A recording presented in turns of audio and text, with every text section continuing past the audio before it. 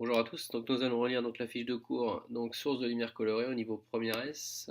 Donc, première chose, donc nous allons caractériser deux types de sources. Donc la première source à incandescente.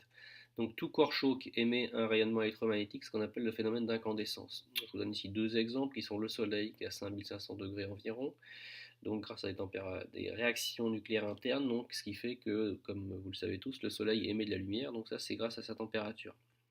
Dans les lampes à filaments, les lampes classiques, donc vous avez donc le passage d'un courant électrique qui maintient donc le filament à une haute température, entre 2400 et 2800, donc ce qui permet effectivement de vous éclairer. Sachez que votre corps, situé autour de 37 degrés, émet aussi un rayonnement magnétique qui peut être capté grâce à des lunettes par exemple adaptées, entre autres par des fins militaires.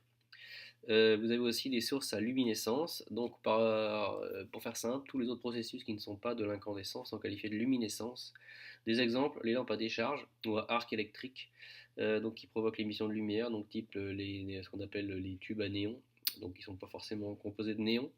Vous avez aussi tout ce qui est donc les diodes électroluminescentes, les DEL, qui sont très en vogue en ce moment, qui sont constitués donc de composants semi-conducteurs et qui émettent de la lumière. Alors ensuite, on passe au grand 2, la lumière colorée. Donc quelques rappels, la lumière colorée, donc vous avez des sources monochromatiques et des sources polychromatiques. Donc on vous dit qu'une source monochromatique, donc qui vient d'une seule couleur, mono 1 et chromatique pour couleur, donc émet une lumière qui ne peut pas être décomposée par un système dispersif, que ce soit un prisme ou un réseau. Donc on dit qu'elle émet une seule radiation. Là vous avez le spectre d'une lumière monochromatique, par exemple la lumière d'un laser, donc fond noir, une seule raie fine colorée. Donc, elle est caractérisée, donc, comme on le verra ensuite, par une longueur d'onde dans le vide qui est notée lambda. Donc, par exemple, la lumière d'un laser rouge, hélium-néon, est une source monochromatique et sa longueur d'onde, c'est 632,8 nanomètres. Une lumière qui est polychromatique, elle peut être décomposée par un système dispersif. Elle est composée de plusieurs radiations, plusieurs, ça veut dire au moins deux. Donc là, vous avez typiquement un spectre de ray d'émission d'une lampe à décharge qui contient des vapeurs de mercure. Vous voyez une, deux, trois, deux là. Donc il y en a deux, trois, quatre, il y a au moins cinq radiations visibles. Donc ça veut dire que la lumière, elle est polychromatique. Alors ensuite, longueur d'onde dans le vide d'une radiation. Donc la lumière fait partie des ondes électromagnétiques qui se propagent donc à la vitesse de la lumière dans le vide ou dans l'air. Donc la vitesse de la lumière, je vous la rappelle ici, 3 fois 10 puissance 8 mètres par seconde. Chaque radiation peut être caractérisée par sa longueur d'onde dans le vide, qui est notée lambda. L'unité donc de lambda dans le système international, c'est le mètre. Donc c'est-à-dire que quand vous écrirez une longueur d'onde, il faut toujours lui associer une unité qui, normalement, donc logiquement dans le système international, est le mètre. Vous verrez qu'on utilise très souvent un sous-multiple du mètre qui est le nanomètre. L'œil humain n'est sensible donc qu'à des radiations dont la longueur d'onde dans le vide est comprise entre 400 et 750 nanomètres. Donc on y vient, l'unité utilisée ici, nanomètre. Nanomètre, je vous rappelle, hein, à titre d'information, c'est 10 puissance moins 9 mètres. Donc ici, dans le schéma qu'il y a là, vous voyez ici un axe gradué lambda en nanomètres, donc l'unité. Quand vous êtes entre 400 et 750, l'œil peut voir ces radiations. Là, il y en a une infinité hein, qui vont du bleu, juste violet jusqu'au rouge, donc en passant donc, par le vert, le jaune, le orange. Donc tout ça, c'est visible par un œil humain quand les longueurs d'onde des radiations sont comprises entre 400 et 750 nanomètres. Au-delà de 750 nanomètres, on est dans l'infrarouge. Et en dessous de 400 nanomètres, on est dans l'ultraviolet. Ensuite, une première nouveauté de cette année, donc on vous dit une onde étant la propagation d'une vibration, elle est caractérisée par sa fréquence. Alors la fréquence ici, donc avec la lumière, généralement on la note pas F, mais on la note nu, avec une lettre, donc c'est comme un V incurvé, donc qui est indépendante du milieu de propagation. Elle est reliée à la longueur d'onde par la formule suivante que vous allez devoir connaître. La longueur d'onde, lambda, pardon, est égale à C, la vitesse de la lumière, divisée par la fréquence, donc nu. Donc il faut dans cette formule exprimer donc la vitesse de la lumière donc, qui est donnée donc, au-dessus en mètres par seconde, la fréquence en hertz et la longueur d'onde en mètres. Un exemple, si vous cherchez la fréquence d'une radiation lumineuse verte de longueur d'onde 530 nanomètres, donc il faut vous approprier cette formule et donc écrire donc à l'aide donc de vos opérations donc sur les expressions algébriques, vous obtenez donc l'expression suivante. Donc la fréquence nu pardon, est égal à C sur lambda, donc à partir de cette formule-là. Vous remplacez ensuite par les valeurs, C 3 fois 10 puissance 8, lambda 530, mais attention, 530 c'est des nanomètres, il ne faut pas oublier de convertir en mètres. Donc on rajoute ici la puissance de 10, 10 moins 9, on fait le calcul, et donc on trouve 5,66 fois 10 puissance 14 Hz. Donc généralement les fréquences obtenues sont des fréquences qui sont très élevées. Ensuite, composition colorée d'une source. Donc ça c'est aussi un rappel par rapport au chapitre précédent. Donc la couleur d'une lumière polychromatique résulte de la superposition de l'ensemble des lumières monochromatiques qui la composent. Concrètement, ça veut dire quoi? Ça veut dire que ici, vous avez le spectre de la lumière blanche. C'est parce que ici, la superposition de cette infinité de radiation allant donc du bleu, en passant par le bleu turquoise ici, le vert, le jaune, le orange et le rouge, tout ça, quand on le superpose, ça donne une lumière donc qui est dite blanche. Donc la lumière est par définition polychromatique ici. Donc même exemple ici. Donc si vous prenez ici, donc c'est pour ça qu'ensuite si je continue, on vous dit ici une lumière polychromatique peut provoquer la même sensation colorée, donc même couleur perçue, donc qu'une lumière monochromatique, alors que leurs spectres de lumière sont différents. Alors ils sont différents parce qu'il y en a une qui est lumière monochromatique, donc une seule raie, et le spectre de lumière polychromatique par définition a plusieurs raies. Donc vous avez ici un des exemples qui sont donnés dans ce petit tableau. Ici, vous avez donc une lumière jaune caractérisée par une lampe à vapeur de sodium qui, en première approximation, donc donne un spectre constitué d'une seule raie, ici, pour ce cercle-là.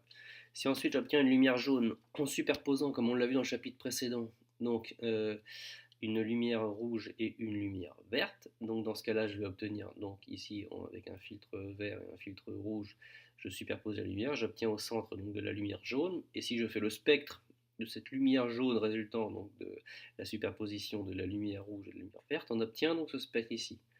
On voit clairement que ce spectre est constitué de plusieurs radiations. Donc la lumière ici émise est polychromatique. Ici elle est monochromatique. Cependant les deux lumières, quand on les regarde, on a l'impression d'avoir une même couleur, parce qu'ici on a du jaune, ici on a du jaune. Donc dans ce cas-là, on a la même couleur perçue, mais on n'a pas du tout la même couleur spectrale, puisque les spectres de lumière sont différents. Ensuite, donc on arrive au grand 3, couleur des corps chauffés. Donc on vous dit un corps dense émet un rayonnement électromagnétique que l'on appelle un rayonnement thermique. Un rayonnement thermique parce que c'est un rayonnement qui vient de la température. Donc qui dépend par définition de la température et dont le spectre est continu. Continu, donc un spectre continu, je vous rappelle, c'est un spectre où il n'y a pas de discontinuité. Donc ça c'est un spectre continu, ça c'est un spectre discontinu. Je passe ici donc de noir à jaune de manière discontinue. Alors que là il y a une évolution continue des lumières comme ici dans le spectre de la lumière blanche. Ça c'est un spectre continu. Donc ensuite, la loi de Wien, qu'est-ce qu'elle vous apporte comme information? La loi de Wien, elle vous dit que le spectre continu de rayonnement thermique émis par un corps à la température T a une intensité maximale pour une longueur d'onde dans le vide qui est notée lambda m. Alors généralement on note lambda pour la longueur d'onde et m pour maximale, donnée par lambda m égale 2,90 fois 10 puissance moins 3 divisé par la température. Ou alors, une autre façon d'exprimer que vous pouvez voir dans les exercices, c'est on peut vous la donner sous la forme lambda m fois t égale 2,90 fois 10 puissance moins 3, ce qui revient exactement à cette formule-là, mais écrite d'une manière différente. Il y a juste un petit produit en croix à faire. Et vous voyez aussi dans d'autres types d'exercices, lambda m égale 2,90 fois 10 puissance moins 3, il le remplace par égal à une constante, puisque effectivement 2,90 10 moins 3, ce sera toujours cette valeur-là, et c'est donc par définition une constante. Donc dans ce cas-là, vous utilisez bien les bonnes unités, faites attention, la longueur d'onde c'est bien le mètre, mais la température doit être en Kelvin, le symbole K. Pour transformer des températures en degrés en température en Kelvin, donc vous prenez la température en degrés, vous ajoutez 273 et vous obtiendrez dans ce cas-là la température en Kelvin. Et faites bien attention, dans cette formule-là, la température qui doit être mise est ce qu'on appelle la température absolue, c'est-à-dire la température en Kelvin. Alors petit b, donc exploitation de la loi de Wien.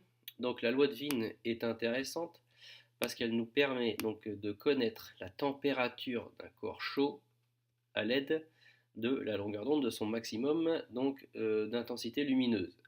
Donc c'est comme ça qu'on trouve les températures des étoiles, puisqu'on prend donc un système dispersif avec un télescope, On vise l'étoile, on fait donc le profil donc, de l'intensité lumineuse donc en fonction de la longueur d'onde, on cherche le maximum. Le maximum, il tombe pour une certaine donc, longueur d'onde à l'aide de la loi de Wien et en faisant l'approximation que donc, tout fonctionne bien donc, comme le comportement d'un corps noir, on peut alors trouver la température.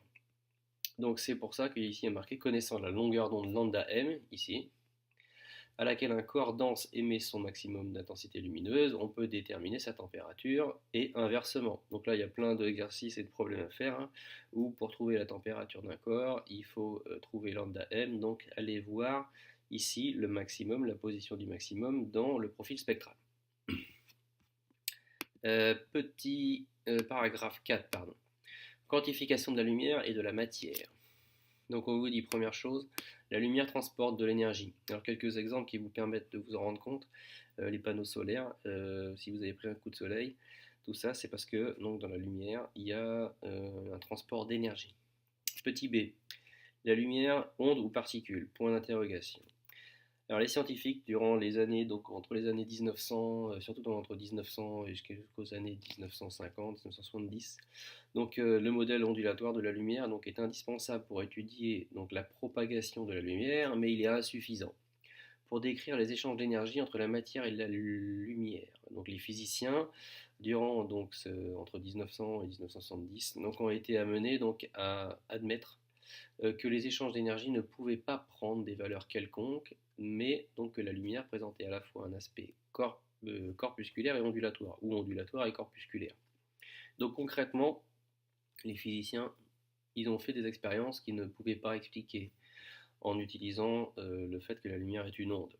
Donc ils ont dû trouver un autre moyen d'expliquer ça. Et donc le moyen d'expliquer, ça a été d'introduire, donc comme on va le voir après, donc une corpuscule qu'on va appeler le photon, qui va pouvoir avoir donc des énergies qui ne sont pas quelconques, des énergies bien déterminées, pour pouvoir expliquer certains phénomènes. Ensuite, le photon. Donc, petit c. Les transferts d'énergie entre matière et lumière sont discontinus ou quantifiés. Alors, discontinu, ça veut dire que ça ne peut pas prendre toutes les valeurs, il n'y a que des valeurs bien particulières, et quantifié, ça veut dire qu'il y a une certaine quantité bien particulière. Ils ne peuvent uniquement se faire que par paquets d'énergie, donc des paquets donc d'énergie bien déterminés, contenant une énergie bien déterminée. Je me suis répété à peu près 4 fois, mais c'est important pour que vous compreniez bien que dans ce cas-là, les transferts d'énergie entre la matière et la lumière ne prennent pas n'importe quelle valeur. Ce paquet d'énergie est ce qu'on appelle un quantum, ou alors au pluriel des quanta. Il est associé à une particule qui s'appelle le photon. Donc l'énergie d'un photon. L'énergie d'un photon ne dépend que de sa fréquence. J'insiste, l'énergie d'un photon ne dépend que de sa fréquence. Donc de la radiation qu'il transporte. Ainsi, la relation est la suivante. Delta E, donc qui est l'énergie d'un photon, est égale à H, une constante, donc on appelle ici donc, la constante universelle qu'on appelle la constante de Planck, qui vaut 6,63 10-34 joules, joules seconde. N'apprenez pas cette valeur-là, elle vous sera toujours donnée dans les exercices. Je répète, n'apprenez pas cette valeur-là, ça n'a aucun intérêt. Donc l'énergie d'un photon, c'est cette constante, la constante de Planck, fois la fréquence nue. Donc on voit bien que l'énergie d'un photon ne dépend que de la fréquence, puisque dans cette première formule ici, si cette constante est constante, donc la valeur ne varie pas, si la fréquence varie, l'énergie varie. Donc c'est pour ça que l'énergie d'un photon ne dépend que de la fréquence. Et au-dessus, on avait vu donc, que la fréquence était égale à c divisé par la longueur d'onde. Donc on peut aussi trouver dans les exercices, dans les manuels, la formule delta E égale hc sur lambda. C'est la même que delta E égale h nu, en remplaçant ici nu par la formule qu'on a vue au-dessus, que je vais vous remontrer, celle-là. Nu égale c sur lambda, ou alors qui provenait de lambda égale c sur nu. Donc ensuite, les unités. Donc la fréquence toujours en Hertz, la longueur d'onde toujours en mètres, et les énergies sont donc par définition dans cette formule-là, si vous l'utilisez, en joules. Cependant, le joule est une unité qui est beaucoup trop élevée pour les échanges lumière-matière, donc on utilise de manière beaucoup plus simple l'électron-volt. Et vous allez voir que l'électron-volt, donc par définition, c'est 1,60 fois 10 puissance moins 19 joules. Encore une fois, cette valeur-là donc vous sera dans 99,9% des cas donnée. donc ne l'apprenez pas par cœur. Ensuite, diagramme de niveau d'énergie et spectre. À chaque répartition des électrons, donc dans les couches électroniques, correspond un niveau d'énergie de l'atome. Donc ça, les répartitions des électrons dans les couches, c'est ce qu'on a vu en seconde. Les niveaux d'énergie donc des atomes sont quantifiés. Ils ne peuvent prendre que des valeurs discrètes, bien déterminées. Concrètement, ça veut dire que dans un diagramme de niveau d'énergie, l'atome il peut être là, ou il peut être là, mais il ne peut pas être entre les deux. Il n'est pas où il veut entre les deux. Il est soit là, soit là.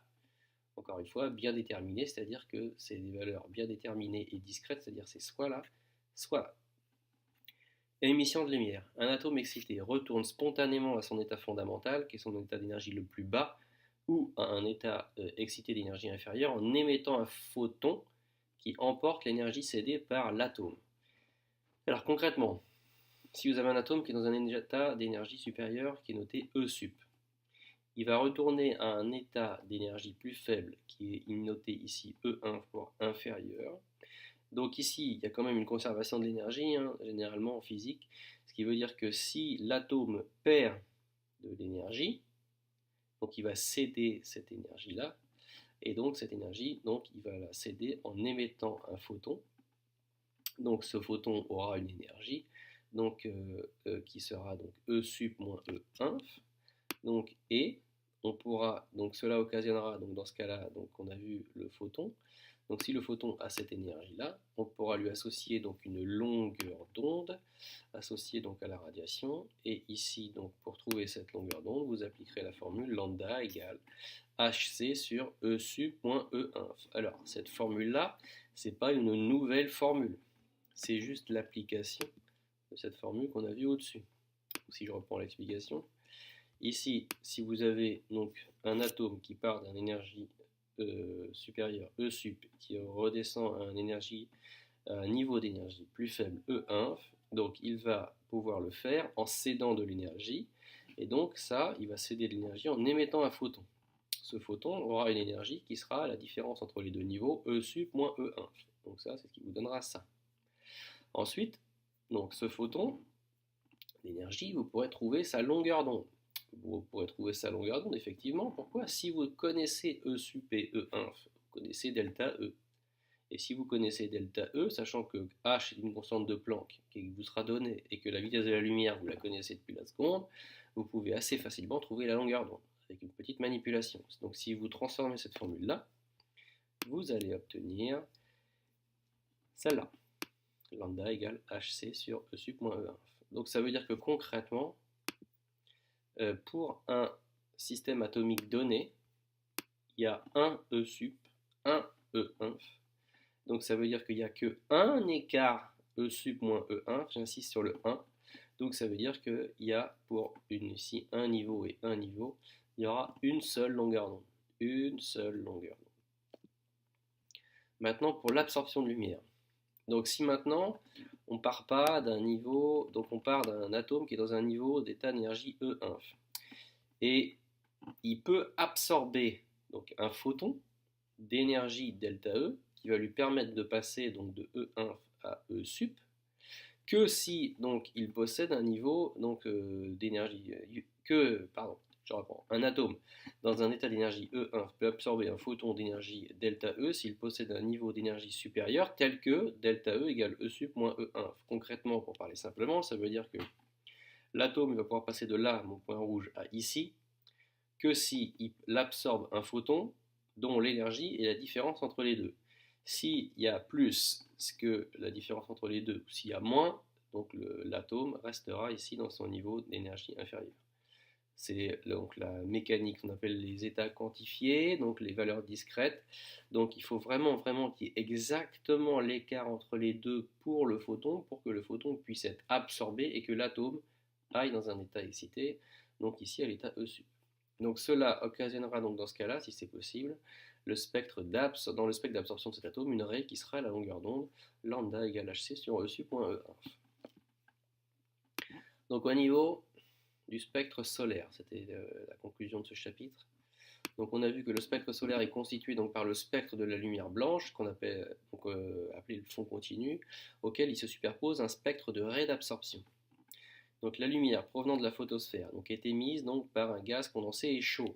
Donc ici vous avez la photosphère, donc c'est une boule de gaz comprimée, dense et très chaude. Son spectre constitue donc le fond continu. Le fond continu ici que vous avez là, et qui correspond donc au spectre de la lumière blanche qui va du bleu donc généralement au rouge.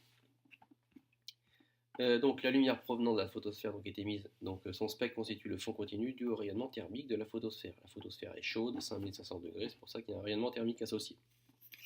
L'atmosphère du Soleil, qui est ici, composée de gaz, donc on appelle l'atmosphère ou la chromosphère dans le cas du Soleil. Donc ce sont des gaz sous faible pression. Donc dans ce cas-là, ils sont responsables donc, des raies d'absorption. En effet, il faut imaginer que vous avez donc cette lumière-là, ici, qui est émise, et elle va traverser la chromosphère. Et en traversant la chromosphère, cette lumière, il y a certaines radiations qui vont être absorbées donc, par, ici, les atomes ou les gaz, peu importe leur forme, qui sont ici dans cette atmosphère. Et donc, si, parmi la lumière émise ici, qui va donc de 400 à 750 nanomètres et bien au-delà, donc, il y a des radiations qui correspondent à des niveaux d'énergie bien particuliers pour certaines espèces présentes dans la chromosphère. Dans ce cas-là, il les absorbe. Et s'il les absorbe, ça fait apparaître ici, donc là, dans ce cas-là, une raie noire dans le spectre. Donc c'est pour ça qu'on vous dit que donc, ça peut absorber une partie de cette lumière. Elle est alors responsable de raies d'absorption. Ces raies d'absorption donc, permettent de caractériser les entités présentes dans la chromosphère pour savoir la composition d'une étoile. Hein. On ne va pas à côté de l'étoile, c'est pas possible. C'est trop loin et c'est trop chaud. Donc on regarde la lumière que nous renvoie cette étoile et en fonction de la position des raies d'absorption, on peut caractériser s'il y a la présence d'hydrogène, d'hélium, de carbone, de fer ou d'autres métaux, aussi particuliers soient-ils. Donc c'est comme ça qu'on fait donc, pour trouver, donc, c'est pour ça ici le mot caractériser est important parce qu'on caractérise la présence d'une atmosphère et de certains atomes dans l'atmosphère par la présence de ces raies. Et on trouve, encore une fois, un petit rappel par rapport à tout à l'heure, la température donc ici de la photosphère avec le maximum ici de l'intensité lumineuse qui correspond donc à une certaine longueur d'onde et on relie donc la température à cette longueur d'onde via la loi de Wien. Donc, nous avons fini cette feuille de cours donc, du chapitre 3. J'espère que cette rédaction vous aura été utile.